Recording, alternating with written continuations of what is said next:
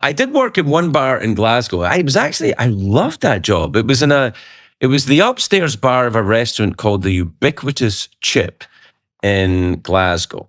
That was the name of it's a very fancy restaurant, actually. It's very popular. It's still there. And if you're going to Glasgow, please spend your increasingly devalued American dollar there. But it's a very fancy restaurant. And upstairs, they had a bar where they sold a beer called Furstenberg. Furstenberg is a German lager beer, which they sold on tap. I think you can get it in more places now, but in the time when I worked there, it would be the mid to late 80s,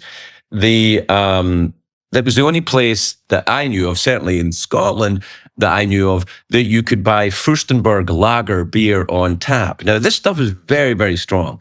And the bar itself was very close to Glasgow University. And Glasgow University academics used to come in and say, "I'll take a lager beer," because that's how academics talk. And I would say, "Well, okay, you can have one, but you can't have any more than two."